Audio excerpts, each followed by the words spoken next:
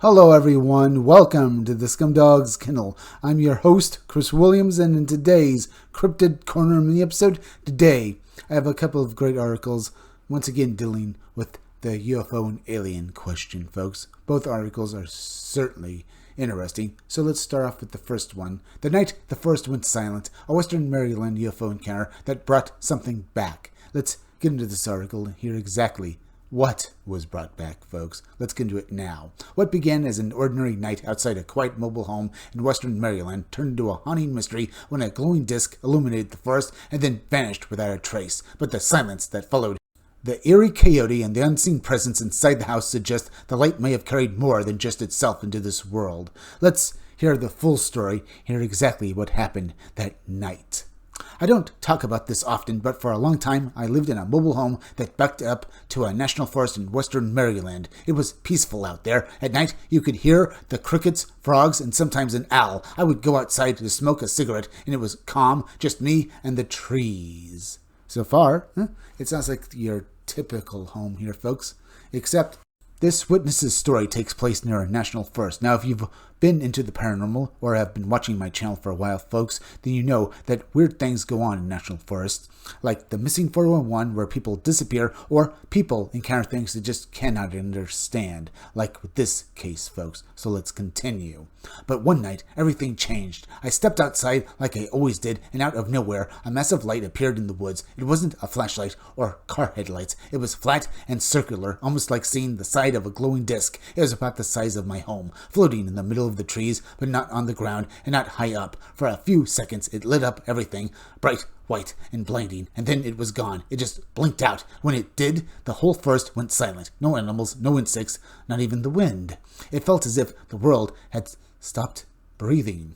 I went inside, confused, trying to convince myself that I had imagined it. Eventually, I fell asleep that night. I had a nightmare about a coyote sitting on my back porch, staring at me through the glass door. It didn't move or growl. It just sat there watching me. I had never seen one in my, whole life.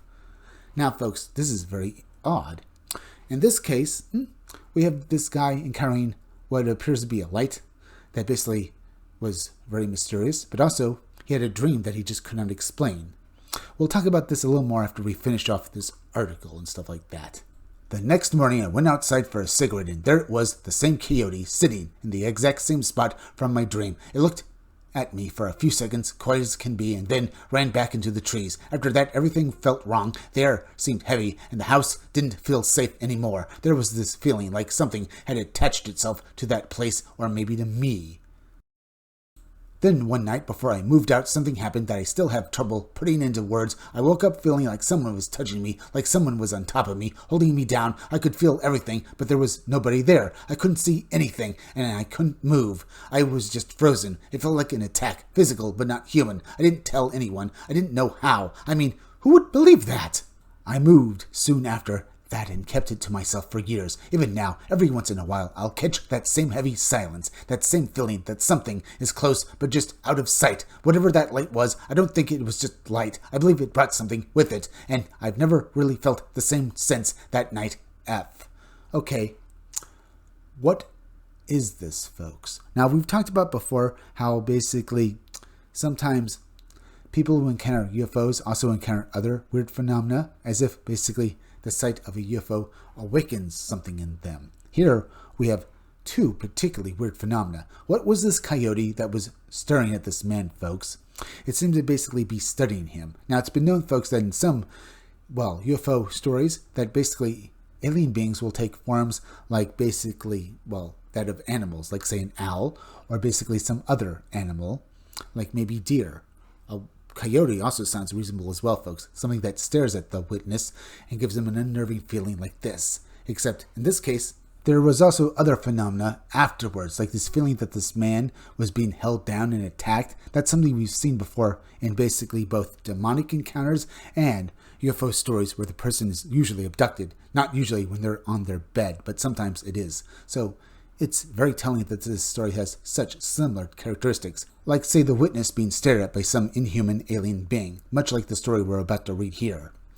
Alien Home Encounter, Mrs. Saga Eyewitness Sketch, and Bizarre Window Standoff still haunt witness. Let's get into the story that has characteristics like the one we just read, folks.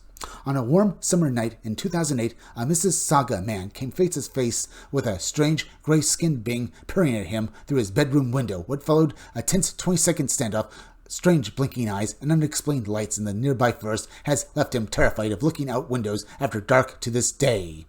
Hello, Lon. I want to share my experience in Mrs. Saga, Ontario, Canada on July 1st, 2008. I had just finished taking a shower and left my washroom partially dressed to finish getting ready in my room. As I entered, I noticed an alien-like being staring at me. It wasn't doing anything. It was simply looking at me. The being had gray skin and was wearing what resembled a tinfoil suit. It had large eyes, a small nose, and its mouth was closed. What stood out the most was how it blinked, with its eyelids meeting at the center of its eyes, and I could see it breathing in and out. How very strange, folks. And this pretty much tells you that this wasn't a guy in some sort of mask, because this being literally was blinking its eyes. And unless this guy or this being had access to basically Hollywood movie props, I doubt that this was actually some sort of hoax. Let's continue, though, and read the rest of this witness's startling story. The window blinds weren't closed yet so that I could see the being clearly. I didn't feel any immediate danger, so I stood there for about 20 seconds in shock. We were staring at each other until I instinctively ran away. I'm not sure if I ran to the room across the hall, back to the washroom, or downstairs to find my parents. Now, everyone, here's a sketch that the witness drew of this encounter that he had with this alien being. And as you can see, it looks like he saw, well, from his description, folks, indeed, a typical gray alien. So that's not that surprising, folks, but the story and the way he described this being blinking at him while it stared at him is certainly unique. So let's finish this guy's story, and then we can discuss the encounter that he had, as well as the, well, encounter that the guy had in the first story that we read through today. After about 5 minutes, I cautiously returned to my room. When I peeked in, the being was gone, and I then ran to my window and looked out. I could see lights at the edge of the forest behind my house. The lights appeared blue, white, and were blinking. I'm not sure if the actual lights were flashing or if the trees in the forest were making them seem that way. I have never gone public with this story because when I told a family member, they thought I was being foolish or crazy. This incident has left me with a lasting fear. As a 230-pound grown man, I am terrified to look out of windows when it's dark outside. P.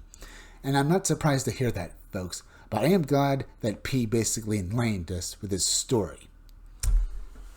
Even though he is a fully grown man and is basically a considerably big one, I wouldn't say that he's overweight, folks. Just because he's 230 pounds, he could be 6 foot or more, which makes that weight normal. But considering how big he actually is, I'm not surprised that he has such fear, folks. Encounters with the paranormal like this often have lasting effects on people when they see it, just for the fact that they realize that the world is not as mundane as everyone basically thinks it is, that there are things out there no one can explain, and certainly things that could possibly hurt you or basically even change everything you know about the world. Certainly this guy knows exactly what I'm talking about.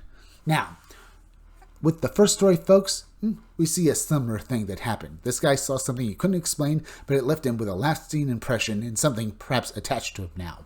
It's been said that basically people who have encountered, well, paranormal or high strangeness often have a lasting effect that they encounter other weird things like this, well, afterwards as well. People who see ghosts will see UFOs or even Bigfoot, and afterwards they will encounter other bizarre phenomena as well. As I said, people who see ghosts will see UFOs, or people who see UFOs will see Bigfoot, and so on, as with other weird phenomena, almost as if it's attracted to them, or, as it's been stated before, folks, as if their eyes have been opened and they can now perceive this phenomena. So I have to say, folks, this PC, this other phenomenon as well, folks, can now perceive ghosts, Bigfoot, and other weird phenomena, or what? We don't know. But, folks, we're at the end, so please go subscribe to my YouTube channel. Read comics that are bad for you. You can use the YouTube link down below in the descriptions of the chat to go subscribe to me. Hit that like button for me. Make sure you're still subscribed. Leave some comments down below. Hit that bell for notifications. Make sure that the part of the bell, they'll give you all future notifications, and please share this video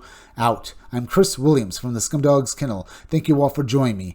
I'll be back again tomorrow with another great video, so be sure to come back again then. Till next time, folks, I'll see you all again soon.